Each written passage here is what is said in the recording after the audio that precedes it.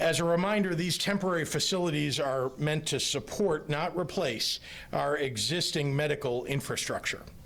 Patients will be directed first to existing hospitals, and if they are lower acuity, they will be transferred to these alternative sites.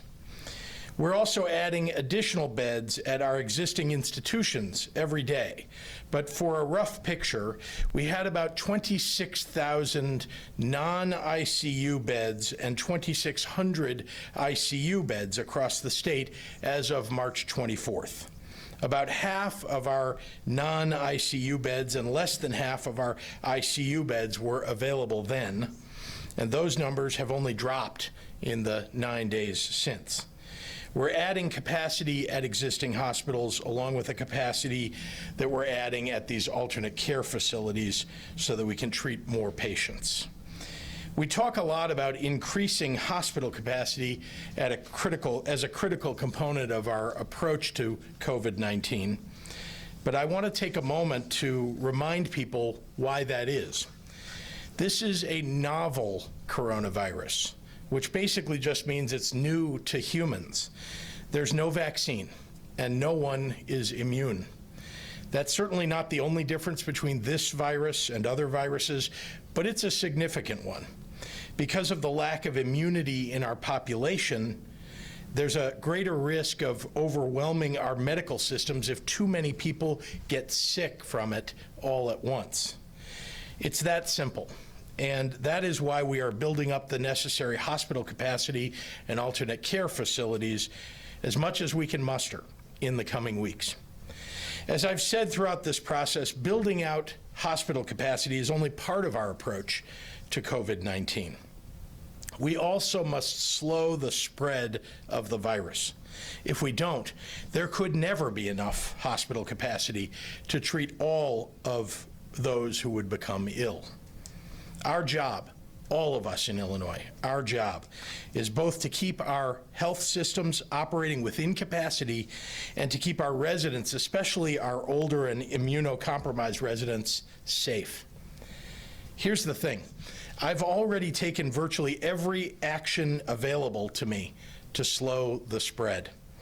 We were one of the first states in the nation to move to a stay-at-home order, among the first to close bars and restaurants and limit public gatherings, among the first to close schools.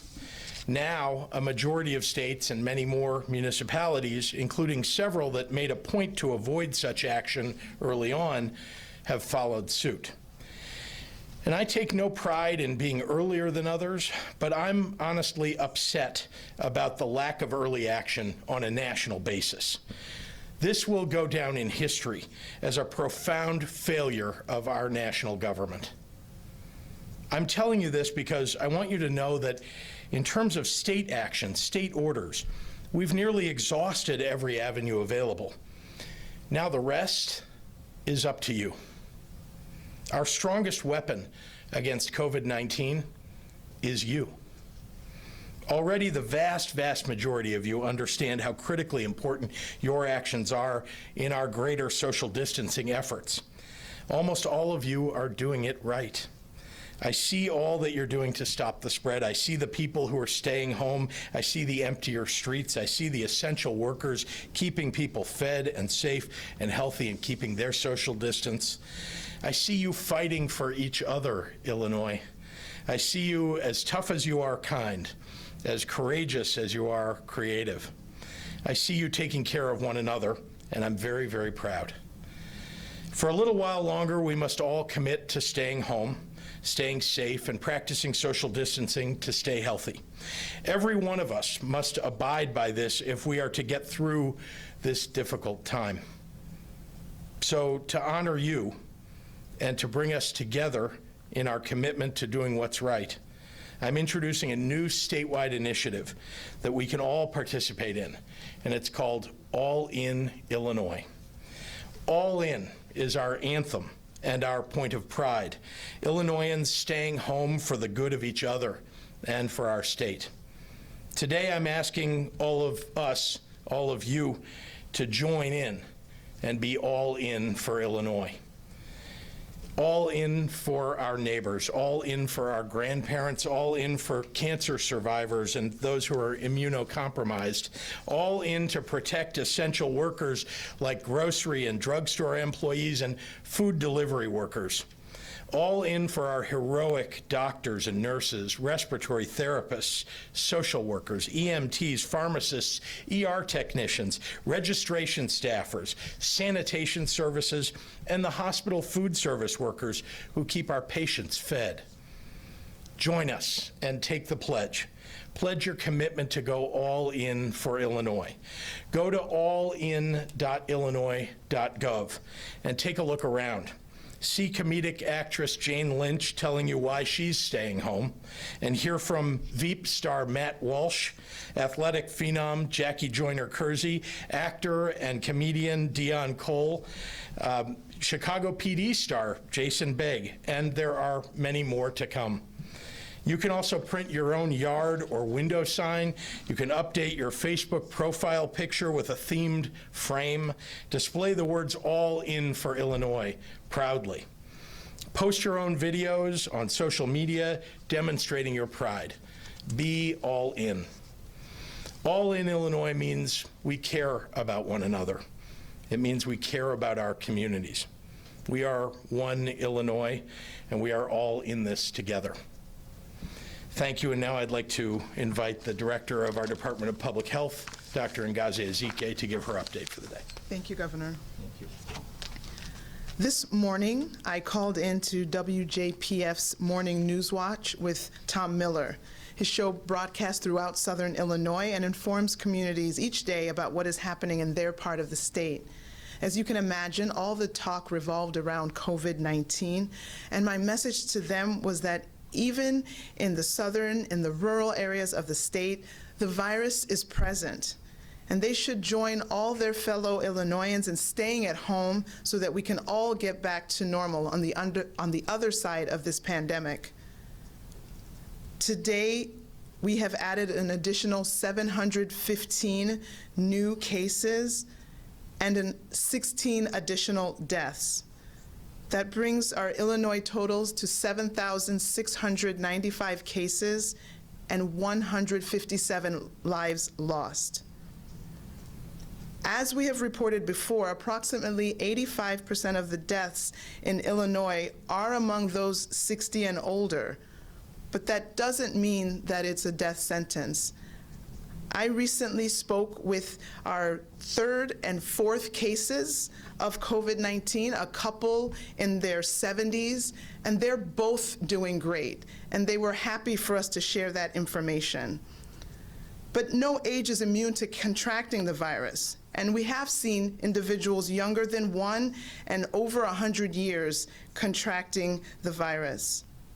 We're also starting to see clusters of cases in essential businesses. And although these businesses need to continue operating, they must take steps to protect both the employees and the customers. Employees should be monitored for symptoms, and their temperature should be checked daily. Anybody who's sick should absolutely be sent home and stay home. Businesses should be thoroughly cleaned each day, and measures should be in place to protect clients. That might mean keeping customers at least 6 feet away from the cashiers, or if plexiglass can be intervening. And I have to go here regarding churches and other religious services. There are reports that people are still holding services. I understand the importance of communing with fellow believers, but let's understand, kids are home from school, people are home from work, schools and offices are closed, religious houses have to do the same. We all must make this sacrifice. Then, on the other side of this pandemic, we can gather at the mosque or the synagogue, the church, the museum, the library, all of these places that we love. We must not continue putting people at risk. Please hold virtual services, whether by web or phone. I may sound like a broken record, but these are all things we have to do. It just can't be some of the community that's following these restrictions and these guidelines. We all have to do it together.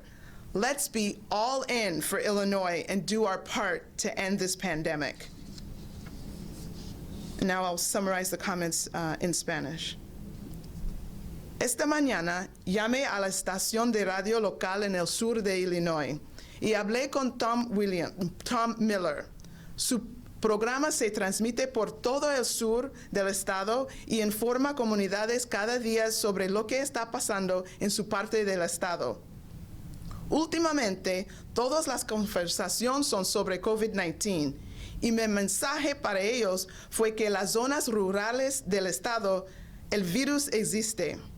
Deben unirse a sus compañeros de Illinois para quedarse en casa, para que pronto todos podamos volver a la normalidad. Aunque el número de casos ayer a hoy son más bajos, estamos reportando 715 casos nuevos, incluyendo 16 muertes. Tenemos 7,695 casos y 157 muertes en Illinois. Como los informamos, aproximadamente el 85% de las muertes en Illinois se encuentra entre las personas de 60 años o más. Ningún grupo de edad es inmune a este virus. Hemos visto casos en individuos menores de 1 año y mayores de 100 años, y en todas las edades intermedias. También estamos comenzando a ver más grupos de casos en negocios esenciales. Aunque estas empresas necesitan continuar operando, deben tomar medidas para proteger a los empleados y a cualquier cliente. Los empleados deben ser monitoreados para detectar síntomas y sus temperaturas deben revisar diariamente. Cualquier empleado enfermo debe quedarse en casa. Las empresas deben limpiarse todos los días y deben tomarse medidas para proteger a los clientes. Poniendo plexiglas entre los cajeros y los clientes, manteniendo una distancia de 6 pies entre las personas. Iglesias, escucha que todavía hay algunos dando servicios. No debemos seguir poniendo a las personas en riesgo. Mantenga el servicio virtual, sea por internet o por teléfono. Eso es solamente para ahora. Puede sonar como un disco rayado, pero estas son cosas que todos tenemos que hacer. No puede ser solo parte de la comunidad. Cada persona debe ser. Si hacemos nuestra parte por poner fin a esta pandemia, vamos a salir adelante. Ahora es el tiempo a trabajar juntos, porque solos no podemos. Sí se puede. And with that, I will turn the podium back to Governor Pritzker. Happy to take any questions. Mary Ann. I have several brothers who have asked me to ask their questions. First of all, folks are concerned about the people in prison. Yes. Should more be released? There have been some civil rights folks who are having a press conference about that today. So I'll repeat the question for those who couldn't hear your question. Is a question about should we be doing more to release prisoners during this time? I want to remind you that we had more than 1,000 fewer prisoners in prison today than we had on February 1. We've been in process of reviewing cases, especially during this crisis, but quite all along, and especially looking at vulnerable populations and trying to let them go. For example, we commuted sentences of pregnant women and women with babies that were in prison. We looked at cases of nonviolent offenders who were, for example, retail shoplifters who are serving relatively shorter sentences but would still be in prison now had we not reviewed their case and let them out and given them, commuted their sentences essentially. We looked at other nonviolent cases like narcotics convictions and we've been processing those as well. And then finally, just recall that one of the important rules that sits in place today is that when you let somebody out, when you commute their sentence or early release them, they have to have a place to go. You can't just release them on the street and have them become homeless immediately. And we also want to do a medical check and so on. But the most important thing is they have to have a place to go. And there are a number of people who may have met a certain criteria who did not have another place to go. So we've been doing, I think, a lot in this regard, and we continue to. I want you to know my legal staff every day.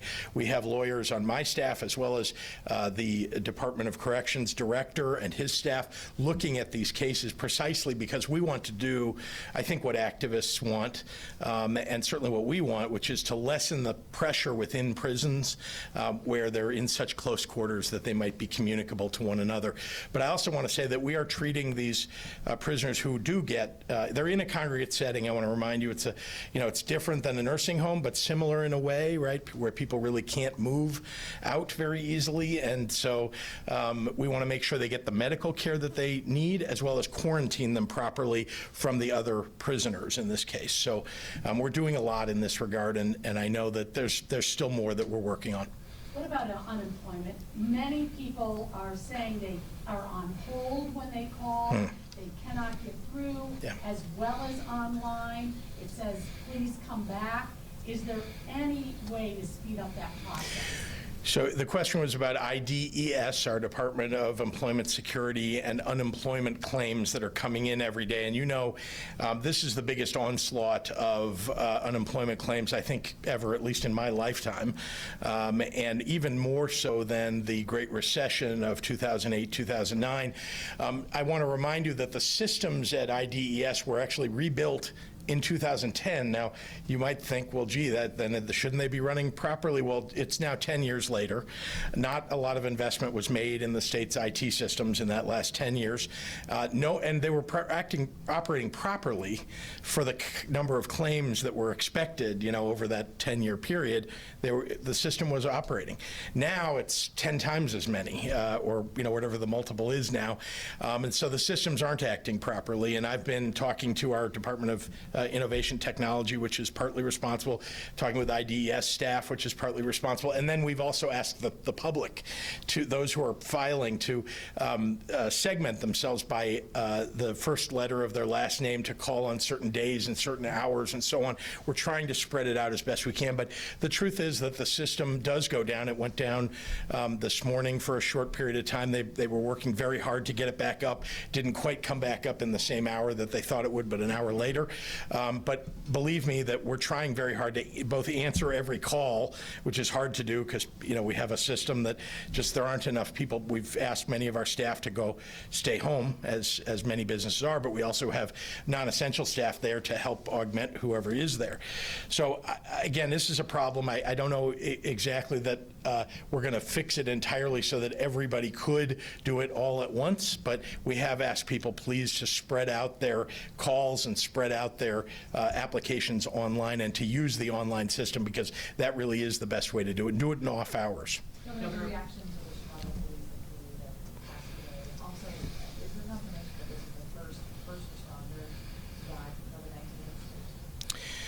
So I believe this is the first police officer that has passed away in the state of Illinois, and I just, to all of our first responders, to all of our police officers who are out there every day. They get up every morning and they leave their homes knowing that they're going to interact with the public. They don't know who has it. Many people have it and are walking around with it and don't know they have it because they're not showing any symptoms. And police officers nevertheless have to interact with the public wherever they may be. And so the bravery that's demonstrated every day by these officers and the tremendous loss that to all of us in the state of Illinois when someone who's willing to put their lives on the line every day loses their life is something I think that we should all take pause about and just remember how important these folks are.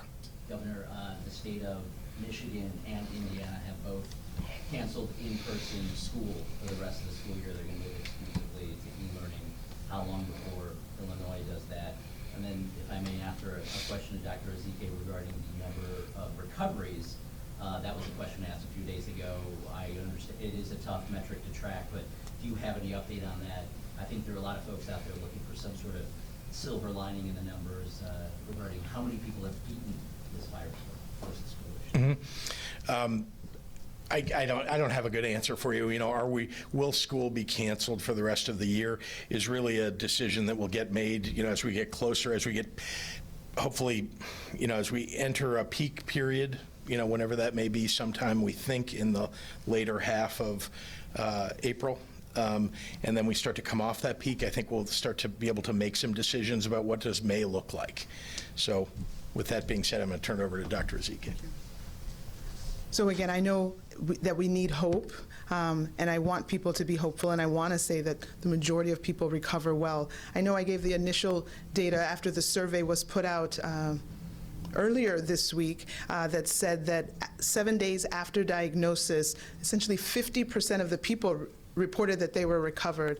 And so that's something that we can do weekly to update, and I'm sure that those numbers will only increase. Like, that was just 7 days after the positive test and 50% recovered. So if we were to do 14 days after the diagnosis, you can imagine that those numbers will only grow. So we'll continue to do those surveys. We'll do that weekly, and we'll continue to report, because we do need to people to have that hope and know that it's not a death sentence. And again, remember, we had a couple in their 70s that contracted the virus. They were our third and fourth case. We talked extensively about them. You know, I just talked to the wife this morning, and she was saying, yeah, you know, we're doing great, and we're old. Yeah, you can share that. And so that was really why I wanted to put that out there, because it is not a death sentence, but we definitely mourn the loss of every single life, and we're keeping all of their family and friends in prayer. The 50%, I'm sorry, the 50%, just to follow up, the 50%, that's Illinois. That's Illinois. That was just the cases that we had 7 days post a positive test. Yeah. Dr. Ezike, you talked about the cluster. You said that there's some businesses.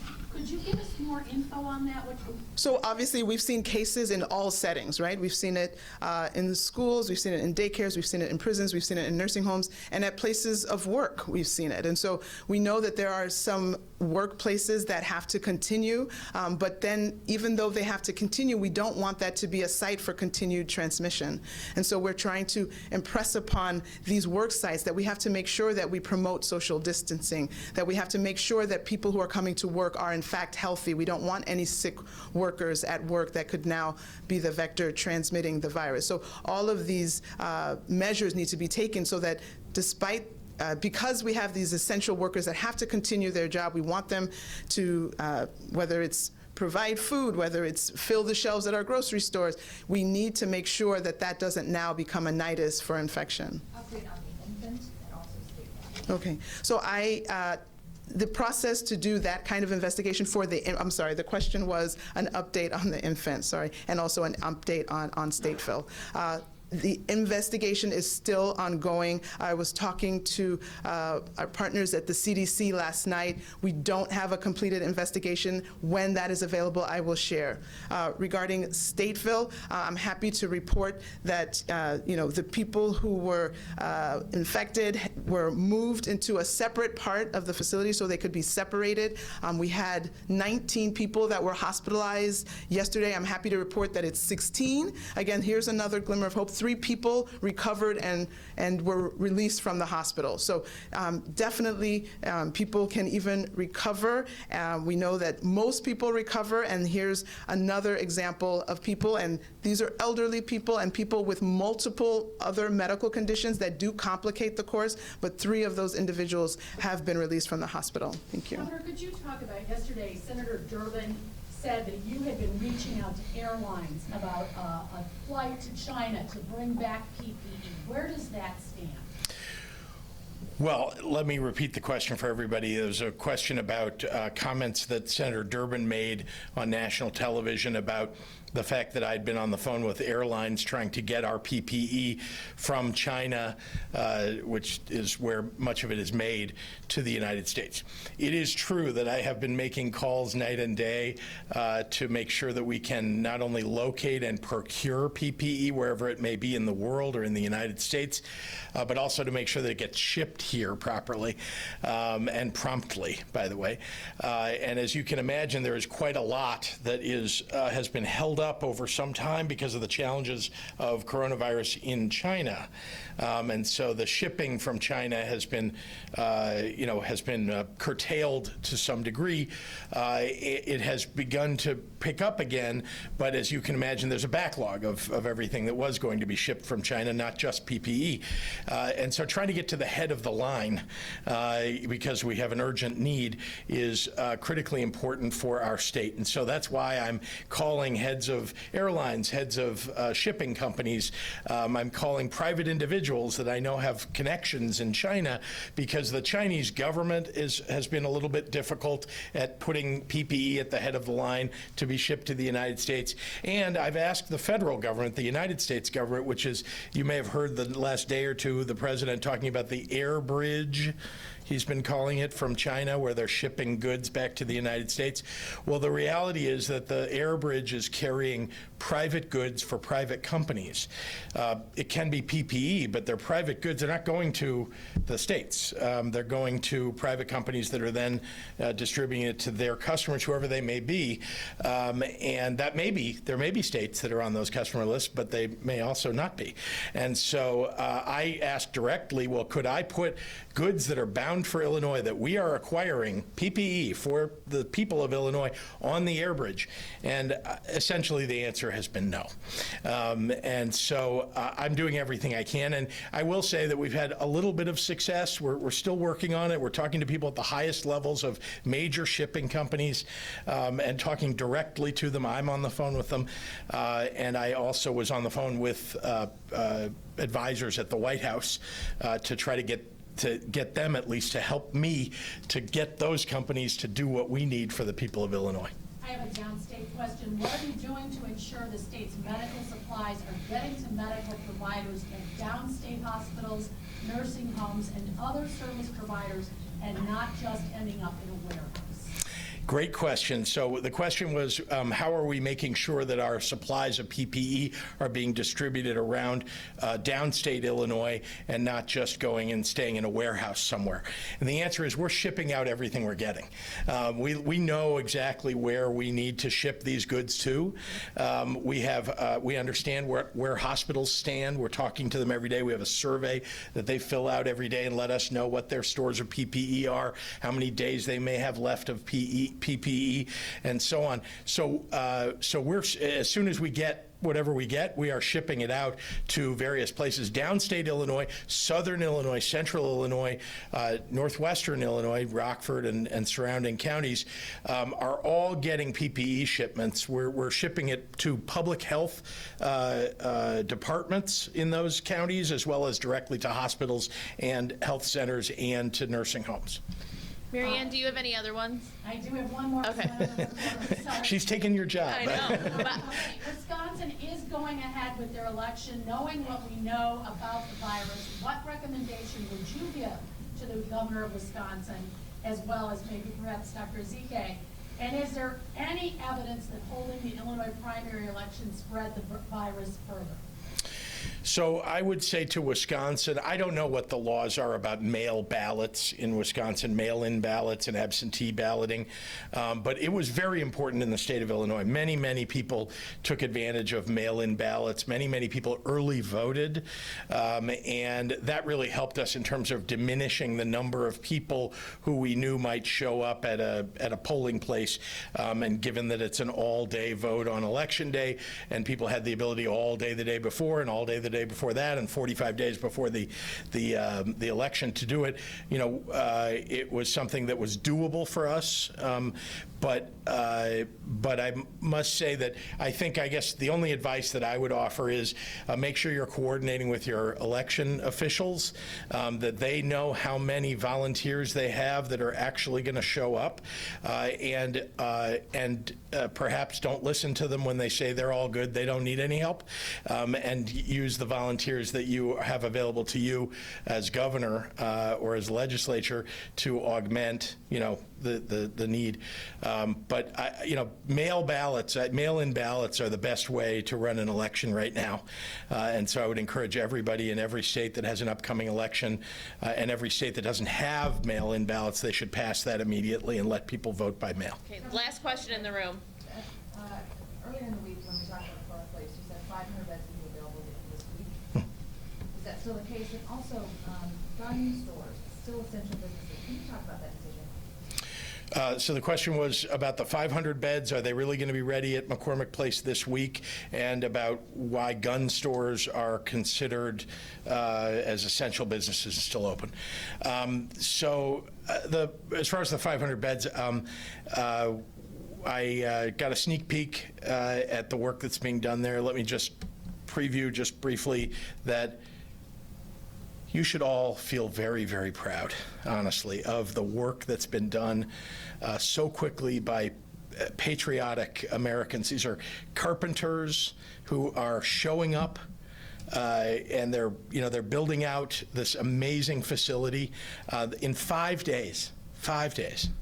And you could see that on their faces how proud they are to be doing it. They know they're doing something that's going to save people's lives. Carpenters, National Guardsmen, Army Corps of Engineers, the people who work for MPEA, that's the McCormick Place.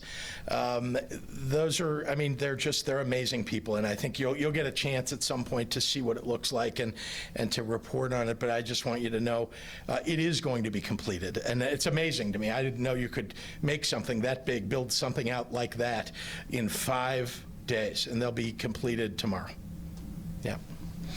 Sorry about gun stores. Look, I mean, we wanted to make sure that people had the ability to protect themselves if they needed to. I think that there are a number of things that I think one person might not consider essential and somebody else would consider essential, but it was just something that we felt, would be important. I think there were quite a lot of people downstate who felt like, they'd like the opportunity at least to be able to buy ammunition or something else because they might want to go hunting by themselves or to protect themselves. So. Okay, we got to take a couple from our reporters online. Have you been given solid promises on, one, Illinois having first dibs on the Abbott Labs rapid test and expected date for when they will start to be used in Illinois? What was the very first couple of words of that? Have you been given a solid promise? Got it. So Abbott Labs, I mean, let me just compliment them. I spoke with them literally the day they made the announcement about their rapid tests, and they were so incredibly responsive and helpful.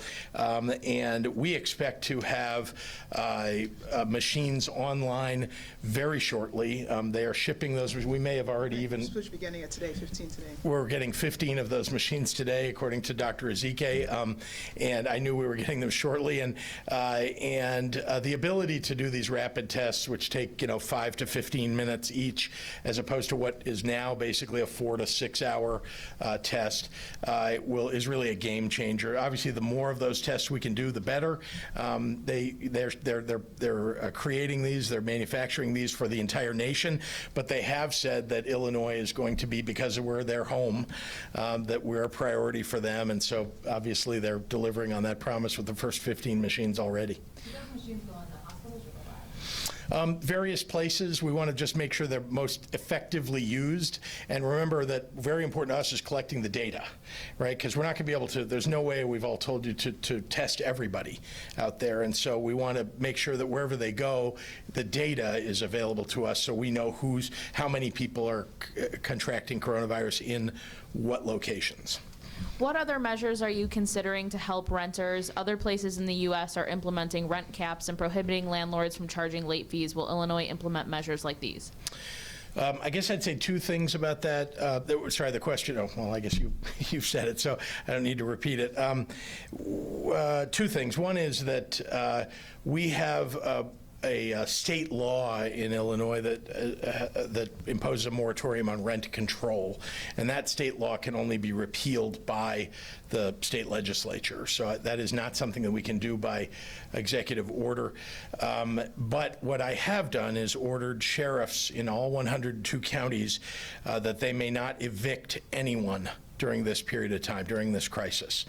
So we're doing an awful lot of other things to make it easier for people during this crisis to stay in their homes by making sure that there are no shutoffs of utilities and providing other services in neighborhoods so that people are at least able to stay in their communities and in their homes. This will be our last question. Is this new All In Illinois campaign related in any way to concern that as the weather gets nicer, people are going to want to go outside in bigger numbers and ignore social distancing? Well, I wish we had thought of it a month ago, maybe. But if the answer is, do I think that people should listen to All In Illinois and follow it and not go outside, or at least not congregate in groups of 10 or more outside? Yes, I want people to follow the rules. And so, having said that, this is a fun way, I think, for everybody to feel camaraderie with one another, to feel as if, we are, in fact, all in this together in Illinois. And I am so very proud of the people of Illinois for doing what they do across the state, for following the rules, and this is one way for everybody to show their pride. Thank you. Thank you. Thank you very much.